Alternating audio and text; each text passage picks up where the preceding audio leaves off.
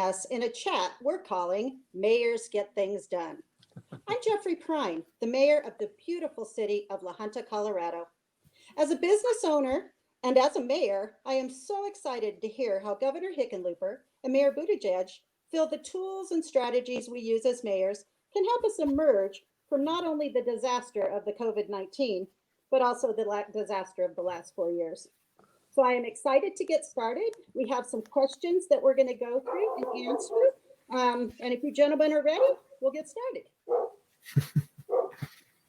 Okay, Mayor Buttigieg, the theme of our conversation today is Mayors Get Things Done. Why do you think that is, and what lessons does Washington need to learn from America's mayors? Well, first of all, Mayor, thanks for your leadership in your community, and a big thank you to all the phone bankers who are out here who are making sure we deliver for Mayor Hickenlooper, and that's what I'm going to call him. Sure, he's a governor. Sure, he's a national leader in our party, and sure, he's going to be a U.S. senator. But to me, once a mayor, always a mayor, and it's one of many reasons I'm enthusiastically supporting him. When I was campaigning a year ago, I'd often talk about how we would be well served if we could get Washington working a little bit more like our best run communities. And, when you're a mayor, you don't have the luxury of leaving with the job not done, as this Senate GOP has been willing to do repeatedly, going on to recess or leaving town when Americans are hurting for COVID relief or other things that we need. You're never going to see a city government shut down because the parties can't agree on coming to terms on a budget. It's literally unthinkable because, cities deliver water. You need water to live. So one way or the other, we got to get it done. And that kind of pressure, I think, is one of the many reasons that John Hickenlooper is going to bring common sense and action into the Senate at a time when it's so needed. When you're a mayor, as you know, Mayor Prine, you're on the front lines, and I always say we eat what we cook as mayors. We live with the decisions that we make for our communities. And I remember seeing coverage of a senator maybe last year who was confronted by constituents. They kind of caught him in the elevator, and he didn't know what to do. For us, that's every day. That's getting your groceries. That's getting to work in the morning. Is speaking to somebody coming up to you to talk about the most important issue in their lives that's being affected by your decisions. And nationally, things that touch our everyday lives, from our access to healthcare, to our jobs, to our marriages, our schools, our community, our ability to confront this pandemic, the most intimate day-to-day things are affected by the decisions made in those big white buildings. And I want one more American leader with the experience of mayor under his belt to be going to Washington to help sort that out.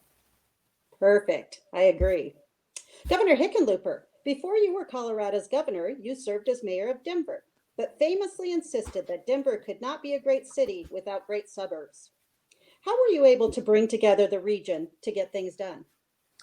Oh, that's a great question, Mayor Prine. And Mayor Buttigieg, thank you so much. It's great to see you again. I want to just sneak in this little tidbit that having debated with you, I was never considered a good debater, but I was a successful combatant with Cory Gardner based on really trying to take some of your coolness and pausing before you'd answer the questions. I was paying attention. It means a lot to hear that. Anyway, when I was a mayor, the suburbs hated Denver. Denver hated the suburbs. It was constant. I mean, it was visceral. They just couldn't. The mayors hated each other, and everyone thought that the citizens must hate each other. And it seems so crazy, all this feuding and battling over tax base. And Denver, as the oldest part of the metro area, had the senior water rights. And I said, we'll never be a great city without great suburbs. And everyone thought I'd get killed. And it was an open seat. Denver's a strong mayor form of government. The mayor makes the budget. They need 9 out of 13 city council votes to change it. And so there were a lot of people running, really talented, serious public servants. I got 65% of the vote in the runoff because the suburbs didn't hate the city and the city didn't hate the suburb. The politicians got to be in the newspaper and got to be on TV by having these feuds, but it wasn't constructive. And, within 2.5 years when I got elected, I went out to each of the suburban mayors. I went to their offices. Sometimes I had to let them yell at me for a while. You learn that when you're in the bar business, when someone yells at you, you repeat back to them their exact words in a calm voice.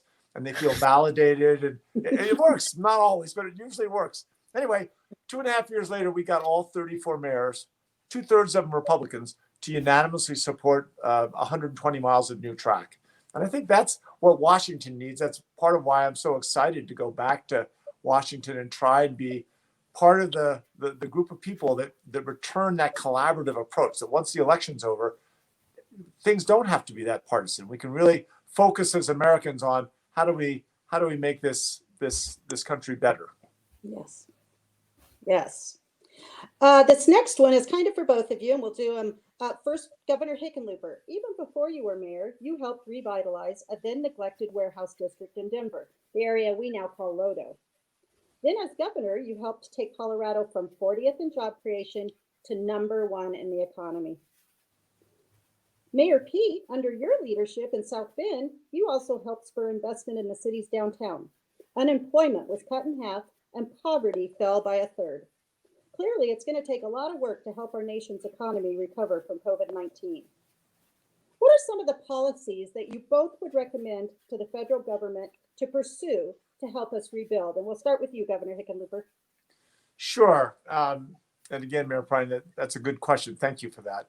I felt that working together was the key to everything, and getting people to believe. So when I first opened the Wine Coop back when rent in lower downtown Denver was $1 per square foot per year, I mean, it was an abandoned warehouse district, but I immediately started putting signs up in our vestibule.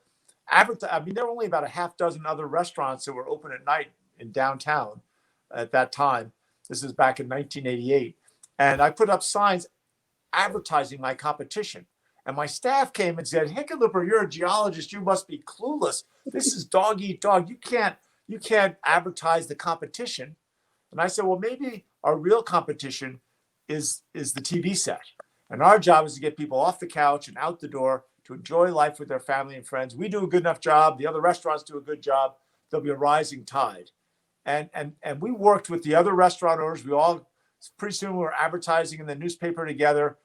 And that was the kind of foundation for what I did when I was mayor and then governor, of getting people to believe. And it's got to be kind of tied to a love of place that I think we've lost too often. And I mean, that's one of the things I love about your work in La Junta is you are rekindling that love of place that so many people in Southern Colorado feel for where they are. Anyway, we set the goal when I became governor. We were 40th in job creation, but our goal was to become the #1 pro-business state in America with the highest environmental standards, the highest ethical standards, but we were all going to work together and create this. We were 40th in job creation, and my last 3 years we were the #1 economy in the country according to U.S. News and World Report. But it was just getting people to believe and to really believe they could do it, and that by working together, that was the pathway to do it. And I think that's what Joe Biden's going to be able to do in Washington. I really do think he's that right person that can help us as a country come together, and instead of being divided, believe in that future and then build it. Yeah. And the best thing about what you said is that's what happens in small town America every day, is we care about our neighbors. We care about the other businesses. It's just important to me that my business and the next business and the next business all succeed. So working together to do that, it just feels like exactly what we do. Mayor, there's a word that I came up with that I really cherish because it does capture all that. It's called topophilia. And topophilia means love of place. Yes. And I think that's at the foundation of so much of economic development. Can I tell you a funny story? When I was up at one of the conferences, you spoke and you said topophilia. My very next council meeting, I came home, put it on the agenda. Everybody's going to know topophilia. Everybody's going to know what it means. It was the next thing I put on the agenda because I was made my day. You made my day. It was great. So, well, that is great. How about you, Mayor Buttigieg? Well, you both are speaking my language. That sense of commitment to quality of place is so important, and it roots us and gives us opportunities for the business leaders who, like you did, Governor, as a small business owner, take that huge leap of faith and take that risk, and making sure we support them indirectly as well as directly. Part of what has to happen right now, especially in the COVID economy, is direct support to families, to businesses. It's why it's so painful to see this current Senate unable to get it done when Americans want it. The House has passed it. Voters from both sides of the aisle want it. Even the president at least claims to want it, and yet we're not seeing it happen. We went through a similar experience here. We're a largely low-income community. Went through terrible blows going back to the 1960s and the loss of auto factories around here that were still haunting us 50 years later when I became mayor. But what we saw was if you can create that sense of believing in a place, and if you can back it up with policies that are going to help, direct support, but also making sure that the public sector takes care of certain basics so that the private sector doesn't have to. Infrastructure, making sure there's physically good roads and internet and broadband connection, and anything that you can do to make sure that people and employers and employees are surrounded by a good kind of warm embrace of good policy that takes so many things off of the shoulders of employers who shouldn't have to figure out some of the things about how to make sure people are physically not ill, or childcare is taken care of, or that they're able to get through life. Stuff that we deserve better answers from Washington on than Americans are getting today. And the other thing I would say is listening to each other. I love the governor's story about engaging as a mayor with fellow mayors and reminding one another that there was going to be that rising tide. One of the reasons why I'm excited to have a senator who has that experience of executive leadership, because listening to governors, listening to mayors, listening to school leaders, listening to those who are on the ground getting it done is clearly going to be a vital part of the way forward to get us into this next decade on a better path than we're on. And so much of that leadership depends on the experiences that shape you and what you bring into that U.S. Senate. Yeah. And I completely agree with you. When you're leaders of your town, the best thing you can do is set a good example. And if you let everyone else know that that's the page you're on and that's the work you're going to do and you're going to work hard, they get on board and they want to work hard. And then everybody works together, and it always turns out, I can't say always a victory, but as many victories as we can possibly get in a small town.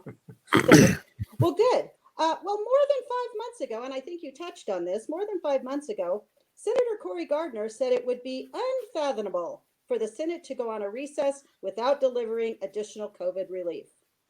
Yet they've gone on multiple recesses since then and still no relief. What needs to happen for the American people and our small businesses and workers to get the relief we need? And we did touch on it a little bit, but maybe some specifics, Governor Hickenlooper, as what you think we can actually do to get this to happen. Well, first thing we can do is flip the Senate. It's been 6 months, and it is unfathomable. That was Cory's words, but he was saying that they wouldn't leave. This was 3 weeks before Memorial Day, and he said they wouldn't leave without getting new relief.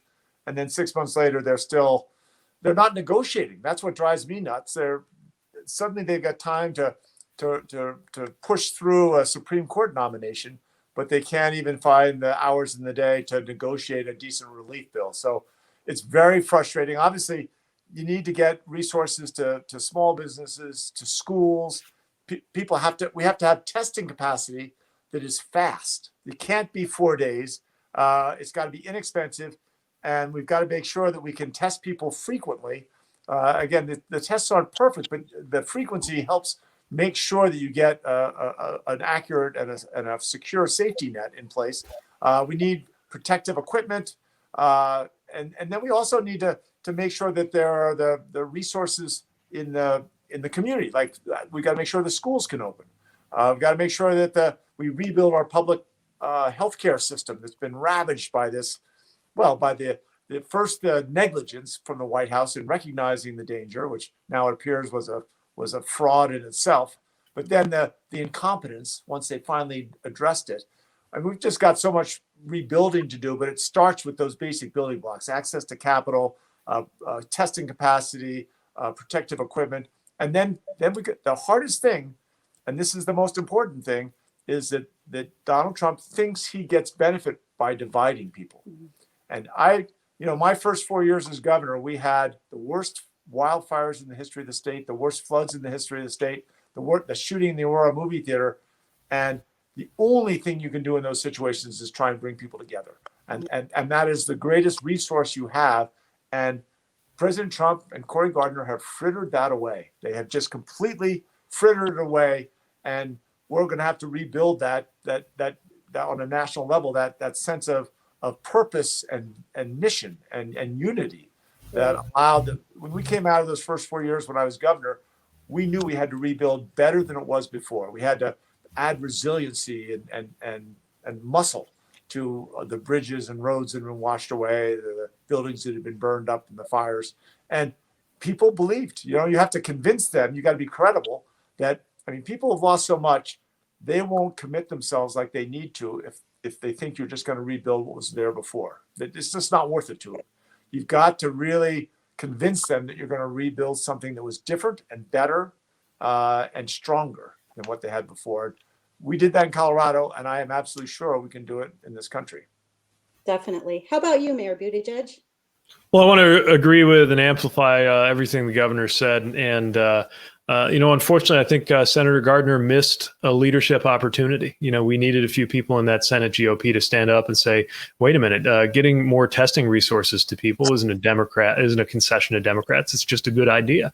Getting support for state and local government isn't a liberal idea. It's common sense. And he missed that opportunity, and the whole Senate GOP is letting us down. So I'd like to I never like giving up on people, and I'd like to believe that we could see some kind of improvement or some kind of results. But realistically, the only way to turn this corner is to get new leadership. And the good news is now's our chance. Now's our only chance to get that new leadership. And, all eyes are on states like Colorado and races like this to make sure that we not only get the kinds of leaders who are going to actually solve the problem and deliver things like PPE and testing and economic relief and all the other ideas that the governor mentioned, but, also send a message that what we've seen up until now, covering for a president that even Senate Republicans know is not getting the job done. There's got to be a message that says that that's not what we're looking for. And one of the things that excites me about watching how many Democrats and independents and Republicans are all coming together right now to vote for change is that I do think that message will be remembered for a very long time. Yes, Hear, hear. I agree with both of you. Well, clearly there's a lot at stake in this election. We know that. Before we get back to the phones and contact voters, how about we each have a few closing words? And I just want to say thank you so much for getting to sit with both of you. I am an admirer of both of you. I watch everything you do, and it's so exciting for me to get to talk to you. Even though I'm only in a little town of 7,000, I think no matter what the size, whether it's medium, or large or small, we all have the same issues. And we're all looking to solve the same problem. So thank you again. We'll go ahead and start with Mayor Buttigieg, if you want to give a few closing arguments, and then we'll let Governor Hickenlooper finish up. Sure, I'll be very brief because I know that if you're on this call, you're already among those who are delivering the change. I just want to thank you, and I want to urge you to use every moment that's available to you to continue doing this. There are still people deciding how they're going to vote. There are people deciding whether they're going to vote, and a phone call from you or in your own personal family or friends network, outreach from you could make the difference in an election that could be very, very close. So please keep doing what you're doing. Know that you are the answer to that question that's been asked. How can we campaign and do it safely and do it during a pandemic? What you're doing right now is the answer. So thanks for that. Keep it up. And I know 2020 hasn't been a great year for most of us, but 2020 is not over. And we are writing the perhaps the most important chapter in the story of 2020 together right now. Thanks for your hand in that. Thank you, Governor, for stepping up to run for Senate. I can't wait to call you with congratulations when we achieve what we've got to do together over these coming days. Thank you, Mayor Pete, and Mayor Prine. Thank you as well. Let me just finish and say, I want to amplify what Mayor Pete just said. This is where it all matters at the end. And, this effort, Colorado's got 5.8 million people. By election day, we're going to have had 10,000 volunteers make 10 million phone calls. So in many cases, that's going to be the same volunteer calling the same voter 3 or 4 times. Did you get your ballot? Have you had a chance to look at it? Did you fill it out? Do you know where to drop it off? And build up that relationship. And the key, the early voting is great. It's so important and so strong, but we cannot let up. We've got to finish strong right up until election day, because as the early voters have voted, there are fewer people to call, but we've got to make sure we keep calling, because those are the precious votes that are going to have all the difference. And we are going to win this Senate seat. We're going to take back control of the Senate. Joe Biden's going to come on and be a great unifier as a president of the United States, and we're all going to see a new age. And again, I know Mayor Pete, you've been going all over the country helping not just senators, but Joe Biden on all these different fronts. And again, I'm not the governor anymore, but I can still say on behalf of Colorado, thank you. Yes. Thanks very much. You Yes. bet. Thank you, gentlemen. And thank you to all you phone workers. We are so happy to come in and chat with you for a few minutes. You bet. Thank you, Mayor Prime. Bye, guys. Take care. Thank you.